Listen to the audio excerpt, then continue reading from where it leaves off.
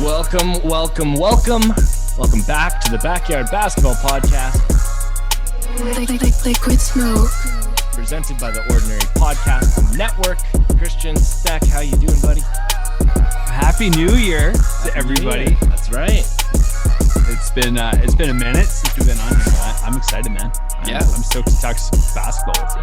Well, fortunately, basketball hasn't been hit with a numerous amount of postponements. We've had quite a bit of basketball. They even played on Christmas Day. Yeah, they did. But you had a lot of players, like star players and health and safety protocols and whatnot, which was like, had a weird air to, this whole thing.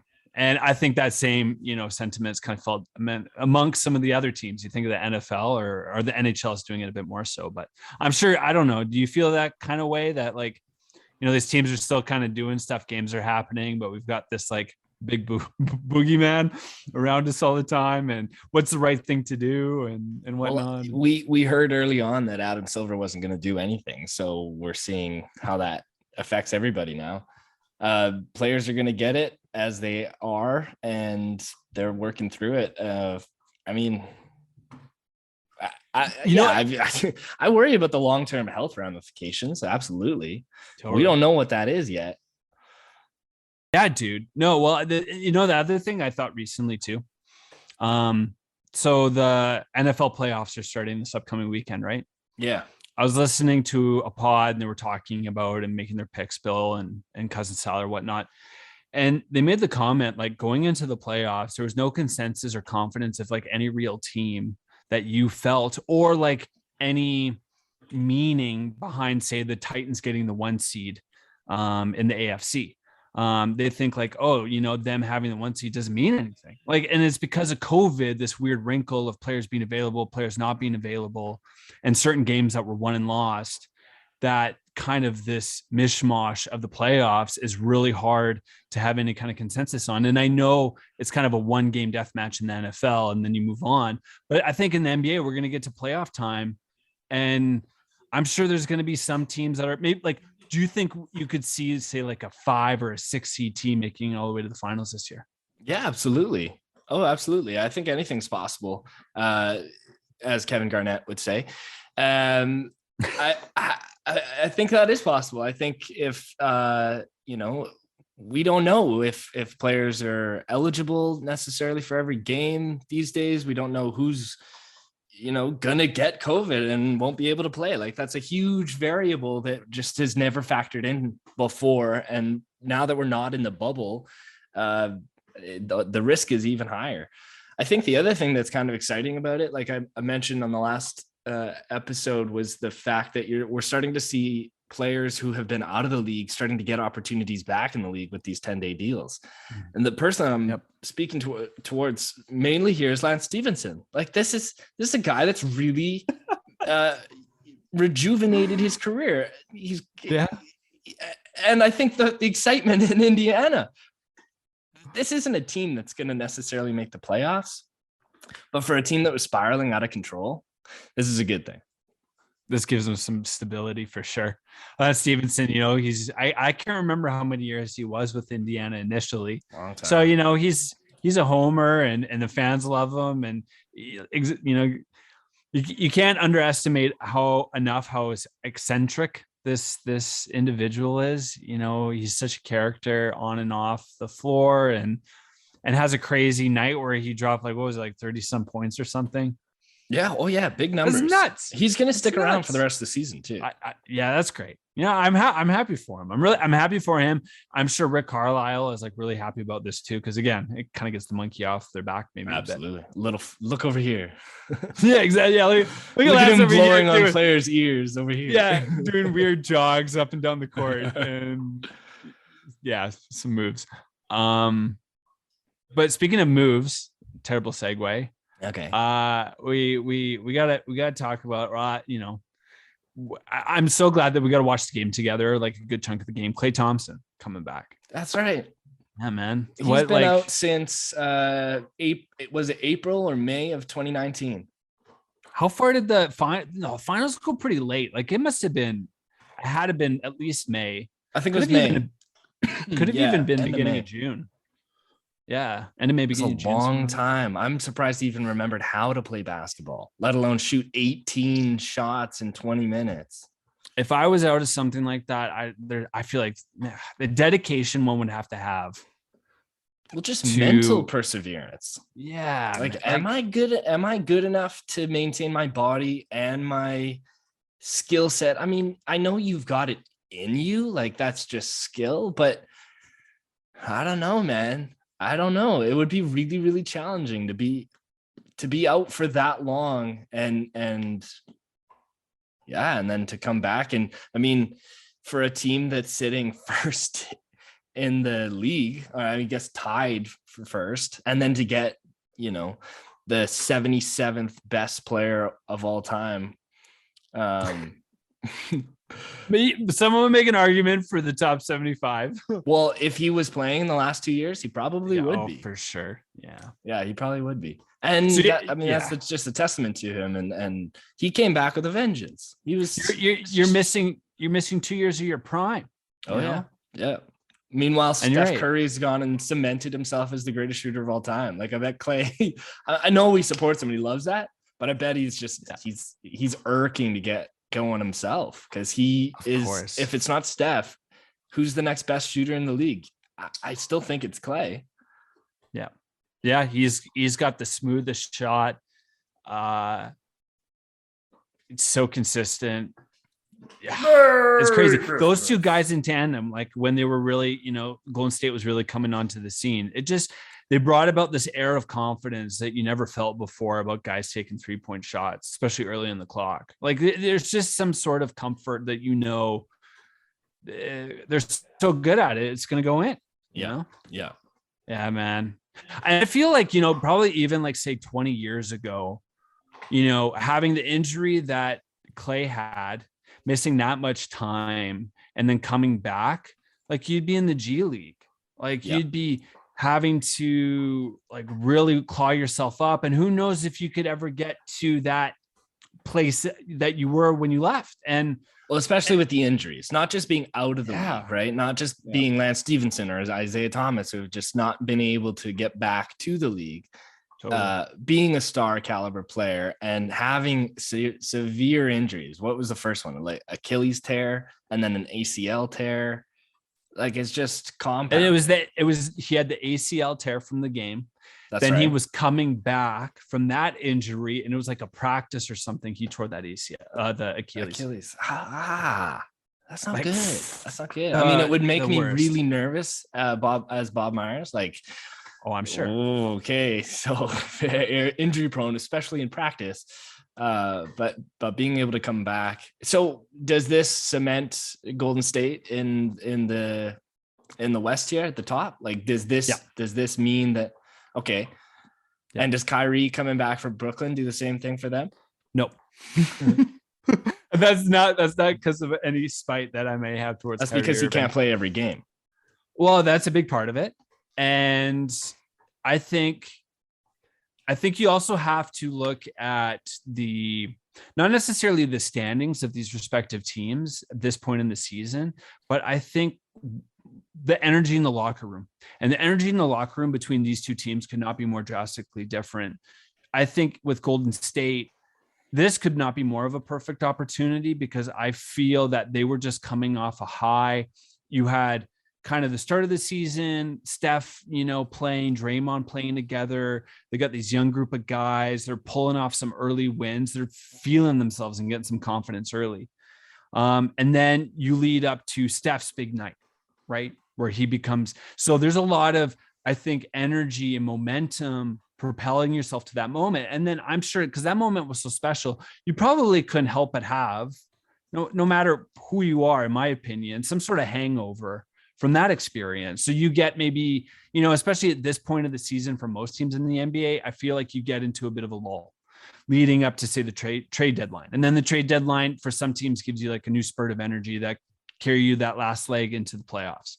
So for Golden State, at like the lull point in a typical NBA team season, for them coming off the high of Steph Curry and then Klay coming back, like it provides like a level of zhuzh, and I feel like momentum that's just going to carry them right to playoff time. And I don't see any team in the West taking the number 1 seed from them. Whereas Brooklyn, Durant, Harden, Kyrie, the dynamic, the locker room, the discontent, Steve Nash sitting Durant and Harden because of like an attitude thing. He sits in the whole fourth quarter, even when they come back. Like, I don't know what else is to be said. well, I'll say what's in their way. And I don't think it's necessarily them or the play style or Brooklyn as a team. I think the thing that's in their way of being the top of the East is the Chicago Bulls.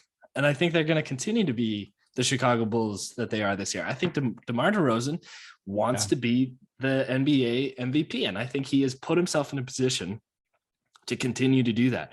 2 back-to-back game-winning shots. That's you're just incredible. You're writing it. You're writing how you're going to win this thing. I want to see it happen. How does it make you feel as a DeRozan fan on the Raptors? How does it make you feel right now? Well, great. Seeing his success, seeing where he's been. I'm always going to be a DeRozan fan. I don't think it matters what team he plays for. I will always be a DeMar DeRozan fan. He's humble.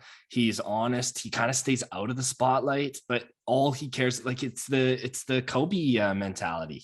That was his idol, man. Like that's, growing up in Compton and watching Kobe and that dynasty grow and now, he's putting it to work. I love it. I want to see DeMar DeRozan win MVP, and I think he will continue to make it really challenging for the Brooklyn Nets getting to the top of the East. That's really fun. And you know what? Like if we saw a matchup of those two teams respectively, it's going to be interesting because one of those two teams is probably going to have to face Milwaukee before they get to say the Eastern Conference Final. But I guess, in whatever circumstance, if Chicago and the Nets were in like a playoff series, that would be really, a lot of people I think would say, oh, Brooklyn going to just fold that team, sweep, whatever, like 5 games, no biggie. I think there is, and maybe that comes from DeMar. That's something I feel about him. There's a grit to that Chicago team. Mm-hmm. Like, they will not, even if maybe you got a bit more higher in talent or something than their overall team as a whole. I think there's a depth to that Chicago team that they will not fold. Yeah. Which I don't feel that same kind of confidence about Brooklyn. I look at Harden and I'm like, dude, like when are you, I remember the Harden I seen on Houston who, weight thing, whatever. I just look at him like he's a step slower. He's put quite a few pounds on him. If this is he's got some sort of, there's a cognitive choice in this, maybe with the dynamic of the team. That was like some sort of persuasion. I was trying to tell myself, why he looks the way he is. But like, I remember start of the season on Houston, he let himself go on purpose because he didn't want to be on Houston anymore. And I don't think he's ever gotten rid of whatever that version of Harden was on Brooklyn. So that's a guy that folds, I don't trust that guy. Kyrie folds. Don't trust that guy.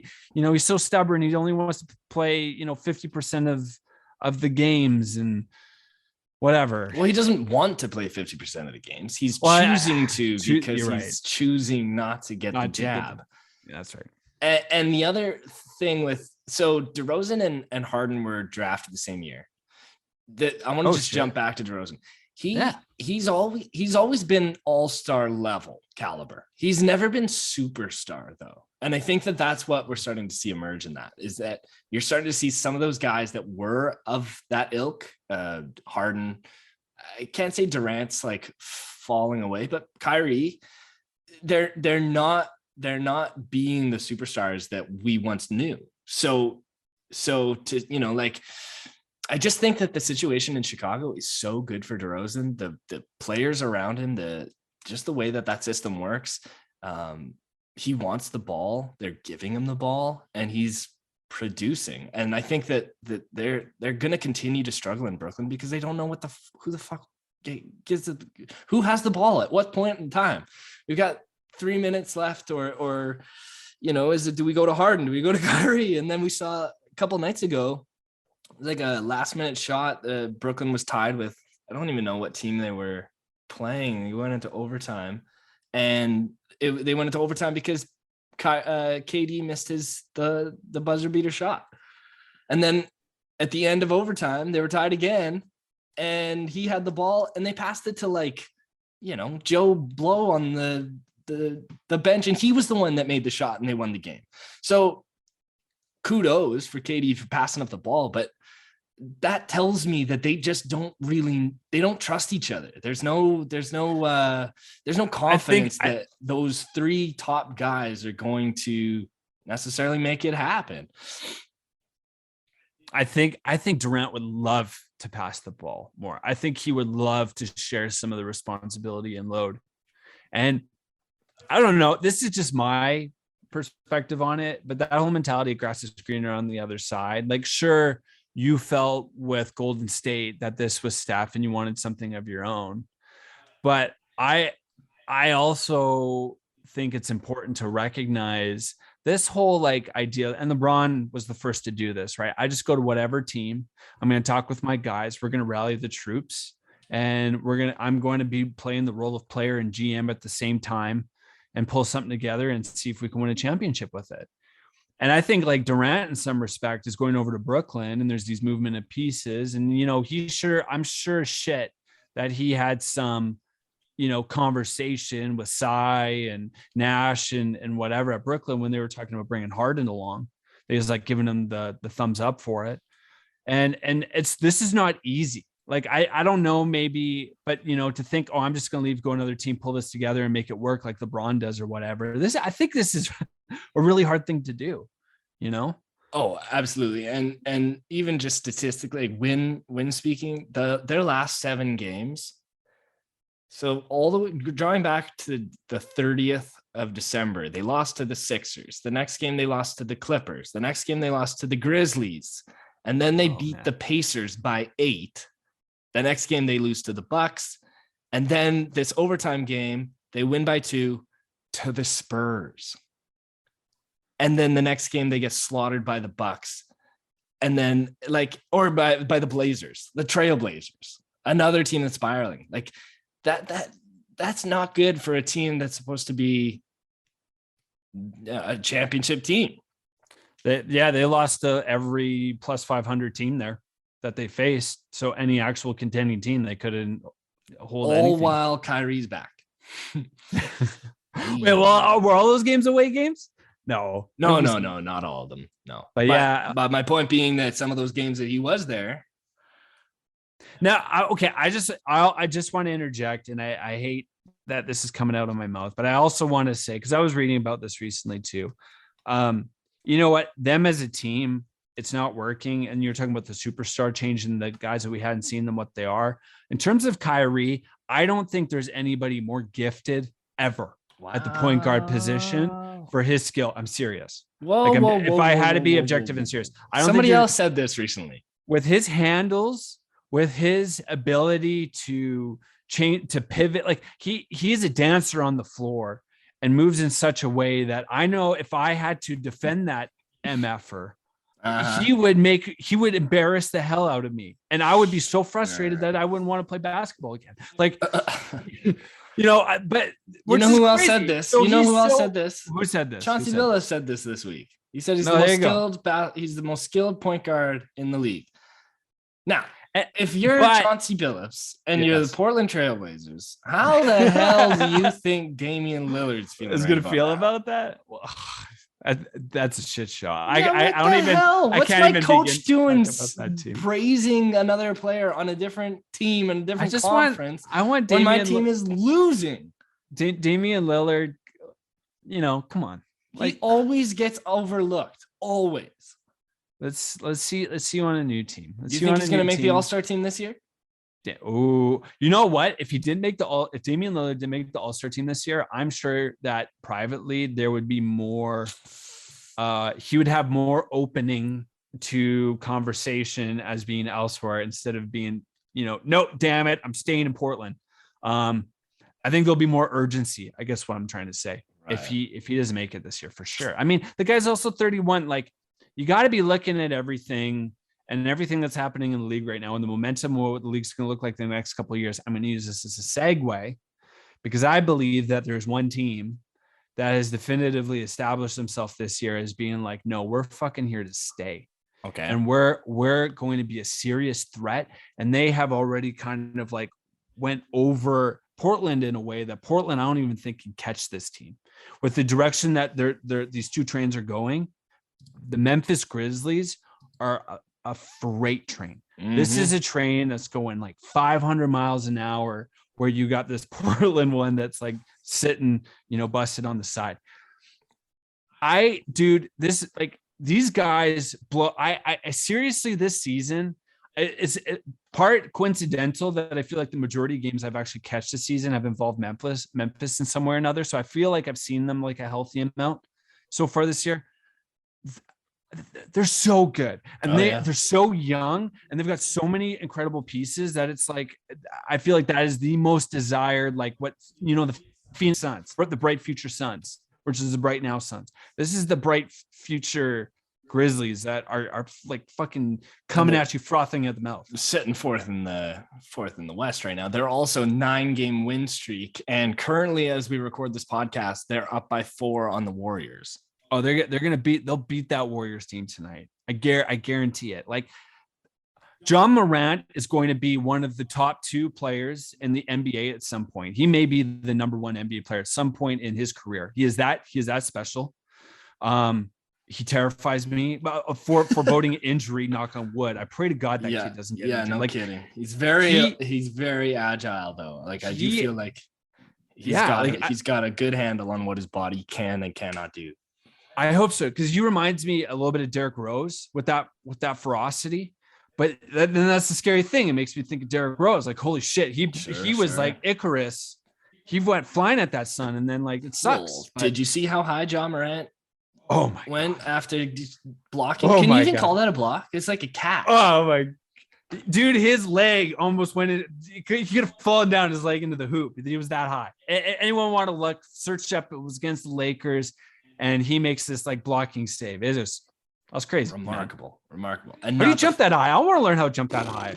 I do not know, but I want to know how New Orleans is feeling.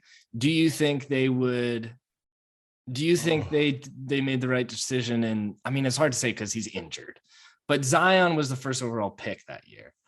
And then Ja Morant squeaked over to the Memphis Grizzlies unannounced, taking off. Do you think if Zion wasn't injured, he would be at the same peak that I can't say that Ja's peaked, but he's peaking and he's going to continue to rise. Do you think he would be at the same level here? No. If he wasn't injured. I think it's it'd be this. If he wasn't injured and if he wasn't on the Pelicans. Right. That's unfortunate. I think it's the But Ja's on the Grizzlies, man. The luck that Ja had, but the Grizzlies, I think, have a real good culture. I think they got something going on there right now. Like Desmond Bane, which we picked Malachi Flynn right before Desmond Bane in that draft in 2020. I just wish we had Bane on our team over Malachi Flynn. I'm not gonna lie. Well, you look at the rest of the team, and they're so young. Like the oldest guy on this team is probably Steven Adams. And then your next young kind of vet, if you will, Jaren Jackson Jr., who is really coming on the scene. Oh my God. Brandon Clark's playing his game. Dylan Brooks is playing his game. Yeah. They really don't have any vets. Like Kyle Anderson a little bit, I guess you could say, is a vet here. This is a really young team. Yeah. It's crazy. And that, great coach. I forget what that guy's name is off the top of my head. Their coach. Taylor Jenkins. That's right. Young guy. He's 37 years old, man. Like, I think he's got an energy too. I remember last year in the playoffs, there was one interview that I vaguely, the one thing that I remember taking away from it, because they were talking about the team they lost against Utah. And he seemed very personable. Like he's the guy that I think goes in the locker rooms and has like very deep, meaningful relationships with each individual guy. Nice. So, I think there's a lot of great things. And for Zion in that situation, it just sucks. I mean, it sucks his injury. I hope he comes back, but I've always heard this argument, and you know what? I think maybe there could be some truth to it. Obviously more looking into, but you had the owner of the Saints pass away. So the widowed wife is now in control, and the same owner of the Saints also owns the Pelicans team. A lot of the incentives and focus is on the NFL team, the Saints. So I think even from like a medical standpoint, that NBA team, the Pelicans team, takes medical personnel, some individuals from that Saints organization. So there isn't necessarily some sort of, separate sovereignty for that particular team. And that, I think there could be a couple teams in, throughout the States that may have this kind of relationship. I've just heard a lot of conversation about this Pelicans team. And because it was all focused around right before Zion was drafted to that team, I think is when that previous owner passed away. Okay.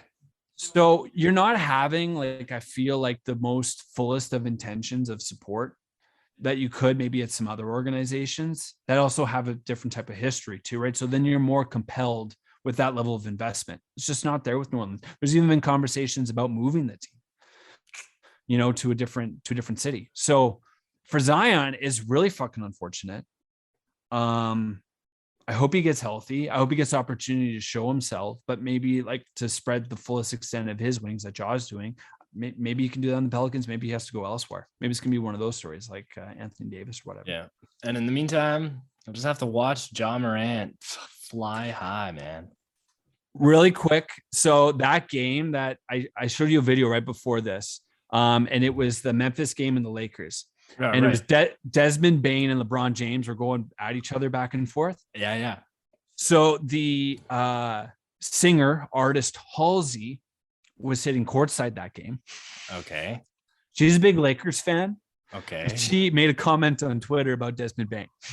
Oh, goody. So she said the award-winning singer took to Twitter to express her anger, writing, "Courtside observations, Bain got in a naturally loud and rude big ass fucking mouth." Whoa. What she said. Apparently Bain the whole game was just chirping LeBron. Nice. Chirping LeBron. Well, I remember at one point watching that game too, seeing like a shove. LeBron gave him a good shove. And so at the end there, he was just like, he talked to ref, no, enough's enough. Fuck off. You're going to stand over there. And then he had to go and dunk it, just to let out some frustration. Well, yeah, he's frustrated because his team can't pull through. He's frustrated because Russell Westbrook can't get any points. He's frustrated because everybody on his team seems to get injured. He's frustrated because he thought that having a retirement team was going to do the trick. Take you to the promised land. Where are they sitting? Like outside of the playoffs right now? Seventh. They're seventh right now. Sitting seventh. They're 5-5 in their last 10. Are they going to miss the playoffs? No, they'll make the play. They got the play in. But again, could this be one of those teams? I don't know. If everything folds right, you could see a Lakers team being like a low seed that just starts to creep itself up. Well, they'd have to beat the Jazz, the Grizzlies, the Suns, or the Warriors to move forward. And they don't have a chance against those teams. No, not at all. I don't see that happening, but oh man, those four teams are just deadly, dude. They're all so good. You know what could happen here? What's that? The Lakers kind of fall mid, and then they make some trades. Well, scratch that. They end up with the first overall pick in the following year, draft Bronny, and boom, they figured it out. And Bronny as a rookie with his dad goes to the promised land. They win. Yeah. Well, they got to get Westbrook off that team. Well, they won't have Westbrook and Bronny. Yeah, no, they gotta get rid of Westbrook, man. Damian Lillard to the Lakers. Let's go. Come on. Oh boy. Oh man. I feel bad because I do want to see LeBron win again. I want to see him win at least one more before he's done. He should have as many as Kobe. He should. Oh boy. Should we do this again next week? Yeah, let's do it again next week.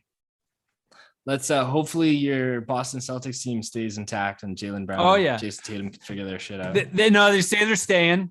Thank you. They do, or other people say, yeah, no, I don't know the media. I am literally kind of puckered up here until trade deadline. So hopefully we make it through the storm. People, especially in Boston, calm the fuck down. Okay. This is going to work. It'll work. All right, dude. Thanks. We'll do it again next week. Ciao.